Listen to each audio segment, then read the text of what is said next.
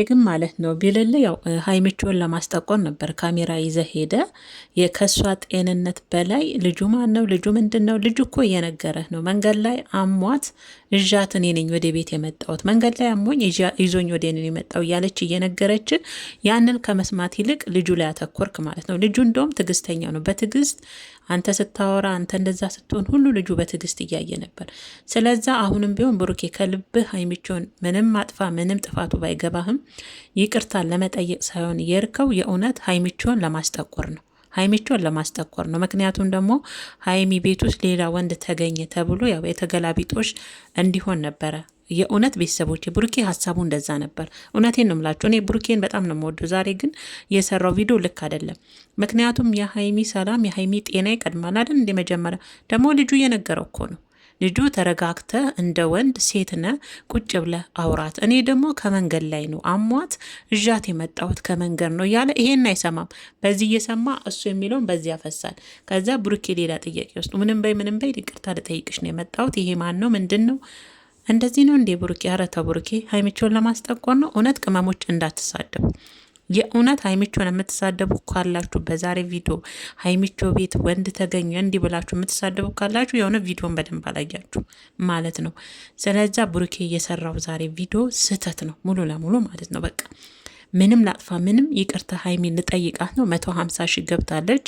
ከቅመምዬ ጋር አብረን እንደምናከብር ነው ያን መግቢያው ላይ ያንን የመሰረ ጥሩ የምስራች እያበሰረን ሄዶ ይቅርታ ለመጠየቅ ሄዶ ተደባድቦ መመለስ ማለት ምን ማለት ነው? በቃ ቁጭ ብሎ እንዴት ነሽ ደህና ነሽ ወይ ሀይሚ ጤንነትሽ ብሎ መጀመሪያ እኮ ልጁን ማንነት ከመጠየቅ በፊት የእሷ ሰላምና የእሷ ጤና ይቀድማናልና ስለዛ ይሄ የዛሬው ቪዲዮ ሀይሚን የሚያስጠቁር ቪዲዮ ነው። ግን ቅመሞች ደግሞ በሚገርም ሁኔታ ነቅተዋል። የዛሬው ቪዲዮ ሀይሚን የሚያስጠቁር ነው።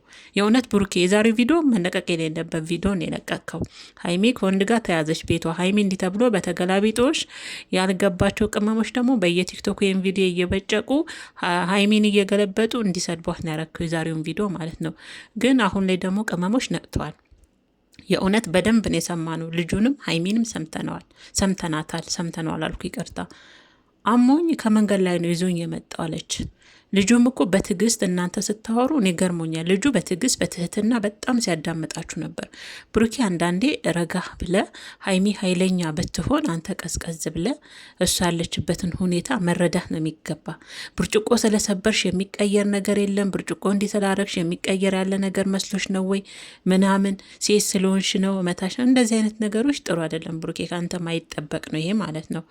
ስለዛ ሀይሚን ዛሬ ከማስጠቆር ያው ቅመሞች ነቅተዋል በብዛት ማለት ነው። እኔም በደንብ ነው የገባኝ እውነት ለመናገር ካሜራ ቤት ድረስ ይዞ ሄዶ ልጁ በደንብ እየተናገረ እኮ ነው። ሀይሚም እየተናገረች ነው። ሀይሚያውን በጣም ተናዳ ብርጭቆ የሰበረችበት ምክንያት ምንድን ነው?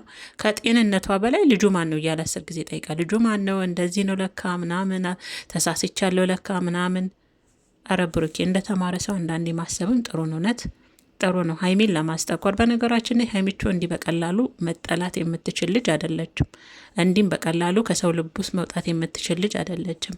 ስለዛ ይቅርታ ለመጠየቅ ኬርክ ሀይሚ እንዳልከው ከሀይሚ ጋር ከቅመሟ ጋር 250 ኬ በሚገባ ደስ በሚል ሁኔታ እናከብራለን እያልክ ነበር። እነዛን ነገሮች በይቅርታ ፈተ የጠፋውን ጥፋትን ባታቅ ይቅርታ ልጠይቃት እስኬርክ ድረስ ልጁ ማን ነው ብለህ ለጠየቀው እንኳን መልስ ሰጥተውሃል። ንቀውክ እንኳን አልተውም አይደለ?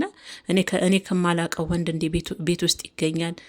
አረ ብሩኬ ገና አይደላችሁ እንዴ? በእርግጥ መጠየቅ መብት ነው ፍቅረኛ እስከሆነች ድረስ። ማን ነው ምንድን ነው እኔ ማላቀው። ግን ለጠየቀው ጥያቄ ደግሞ በስነ ስርዓት ሀይሚም ልጁም የልጁ ትዕግስት የልጁ ትትና በጣም ነው የገረመኝ። መጨረሻ ላይ ግን ተናደደ። ምክንያቱም ደግሞ የብሩኬ ሁኔታ በጣም ይደብር ነበር። ሀይሚ ያለችበት ድብርት አለ። እንደገና አሟት ነው ከውጭ ይዣት የመጣሁት አለው። በዛ ላይ ብሩኬ ንግግሮች ያስጠኑ ነበር። የእውነቴን ነው የምላችሁ ቤተሰብ። በዛ ማን ነው ልጁ በቃ ውጣ አላት በቃ እንደውም ቀረችብህ ነው ያለው። የእውነቴን ነው ምላችሁ ልጁ ማለት ነው። እና እንዳትደውይልኝ ስልኬ ላይ ከዚህ በኋላ ቪዲዮን ለምን እንደመጣው ቪዲዮን አይተሽ ከዚህ በኋላ ግን እኔ ስልክ ላይ እንዳትደውይ ሲላ ብሩኬ ልጁ ቀረችብህ ነው ያለው የእውነት። ስለዚህ ብሩኬ ይቅርታ ለይቅርታ ስትሄድ ቤት ውስጥ አንድ ሰው ስታገኝ ቁጭ ብለህ እንደ ወንድ ለመረዳት ሞክር። እውነት ለመረዳት ሞክር። አንዳንዴ አንተ ወጣት ነህ፣ ብዙ ማገናዘብ ብዙ ማስተዋል ታውቃለህ። የእውነት ያሁን ወጣት እንደው ብልህ እኮ ነው። ስለዛ ቁጭ ብለህ የእሷን ጤንነት ጠይቀህ ለይቅርታ ከሄድክ ሁሉ ነገር አስረዳ።